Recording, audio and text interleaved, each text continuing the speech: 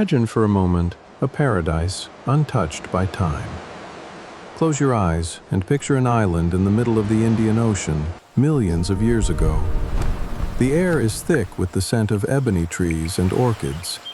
The water is a piercing crystal blue. There are no humans here. In fact, there are no predators at all.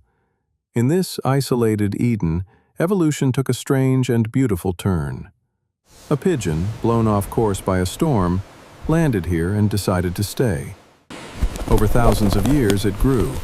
It grew large, heavy, and comfortable.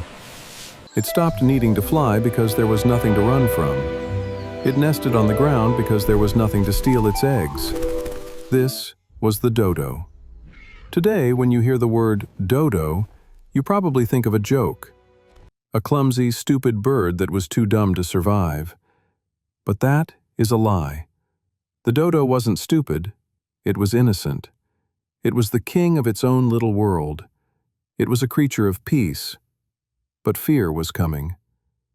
The year is 1598. On the horizon, jagged shapes break the smooth line of the ocean. Dutch ships. As they dropped anchor and rowboats sliced through the surf, the end of the world began for the dodo. When the sailors stepped onto the white sands of Mauritius, the dodos didn't run. Why would they? They had never seen a human. They had never seen a weapon. In their world, a living creature was just a neighbor. They walked right up to the men, curious and friendly. The sailors mistook this fearlessness for stupidity.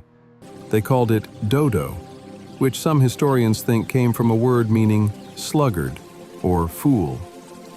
But the Dutch had another name for it, valkvogel. It means tasteless bird or nasty bird.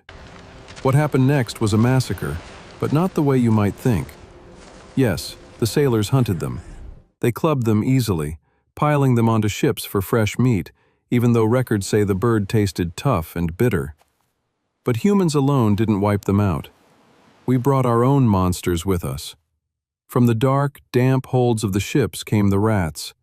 Then came the cats, the pigs, and the monkeys. These invaders swarmed the island. The dodo, which laid only a single fragile egg on the open forest floor, never stood a chance. The pigs crushed the nests. The rats ate the eggs before they could hatch. The forests that had protected them for eons were cut down for wood. The tragedy of the dodo is how incredibly fast it happened. In the grand clock of history, millions of years of evolution were erased in a blink. The last confirmed sighting of a dodo was in 1662. Just over 60 years after humans arrived, the dodo was gone, vanished. But here is the most chilling part of the story. At the time, nobody really noticed. People didn't believe that animals could go extinct. They thought God had created an infinite supply of creatures. It wasn't until decades later that scientists went back to Mauritius to look for the bird, only to find nothing. Just silence in the forest.